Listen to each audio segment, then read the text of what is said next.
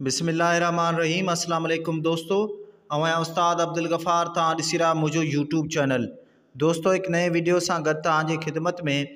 दोस्तों अॼु सबक 14 पढ़ंदासीं दर्जे 5 मां, जंहिंजो उनवान आहे सुलक्षणो शागिर्द।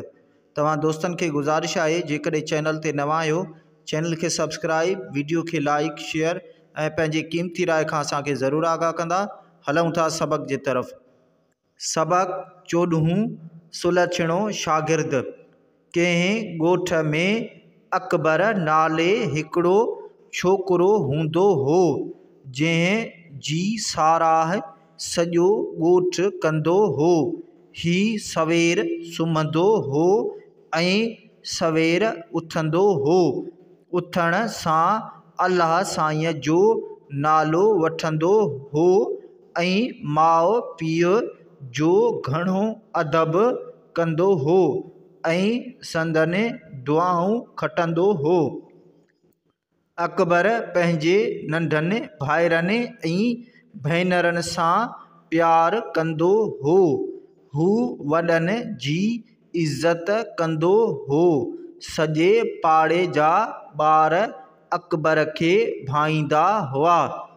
अकबर स्कूल में बि अहिड़ो ई मान लधो हो जहिड़ो घर ऐं पाड़े में।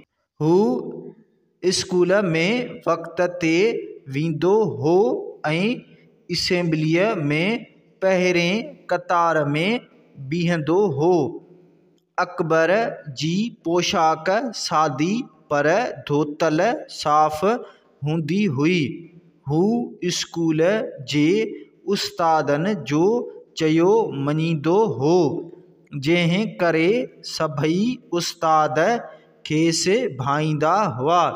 हू स्कूल जी रांदियुनि में बि बहिरो वठंदो हो, छाकाणि त उस्तादनि खां ॿुधो हुआईं त रांदि करण सां सिहत बरक़रार रहे थी। अकबर स्कूल में थींदड़ प्रोग्रामनि में बि अॻिरो रहंदो हो, जंहिं करे खेसि केतिराई इनाम मिलिया हुआ। हिक भेरे अकबर स्कूल वञी रहियो हो त हिकिड़े ॿार जो कंहिं साइकिल वारे सां टकर थी पियो, जंहिं करे ॿार खे टंग में कुझु धक लॻा। हिन डोड़ी वञी ॿार जी मदद कई ऐं वेझे इस्पताल मां संदसि मलम पट्टी कराए घर पहुचाए वियो। ॿिए ॾींहुं उस्ताद खांसि स्कूल में न अचण जो सबबु पुछियो। अकबर उस्ताद खे अॻिएं ॾींहं वारो वाक़ियो बयानु करे ॿुधायो। उस्ताद उहो ॿुधी अकबर जे रहमदिलीअ जी वाखाण कई ऐं ॿियनि शागिर्दनि जे अॻियां हिन खे हिकु किताब इनाम में ॾिनाई। अकबर खे जानवरनि ते बि ॾाढी कहल ईंदी हुई। हिकिड़े भेरे पाड़े जे कंहिं ॿार कुतीअ जे हिकु गुलर खे मार कुट पए कई त अकबर जे अखियुनि में ॻोढ़ा अची विया। हुन उन्हीअ ॿार खे सम्झाईंदे चयो त अदा जानवरनि खे बि असां जहिड़ो साहु आहे ऐं उन्हनि खे बि धक लॻण सां ईज़ाउ अचे थो। तंहिं करे उन्हनि खे ॾुखोइण सां ख़ुदा नाराज़ थींदो।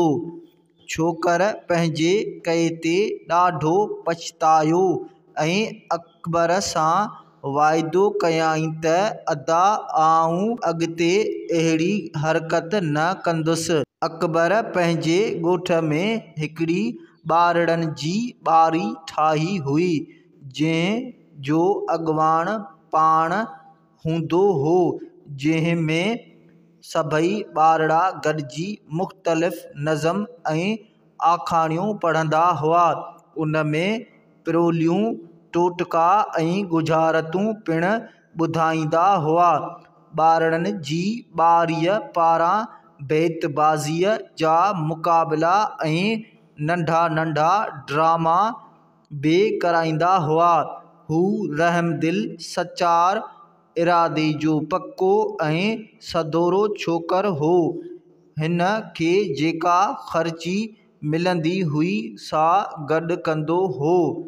सियाणनि सच चयो आहे त थधो घड़ो पाण खे छांव में रखाईंदो आहे।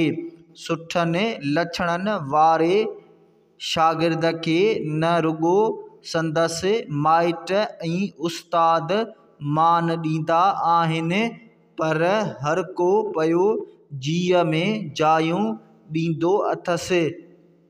असांखे बि घुरिजे त सुठा लछण सिखूं ऐं पढ़ी लिखी पंहिंजे घर ऐं मुल्क लाइ काराइता साबित थियूं।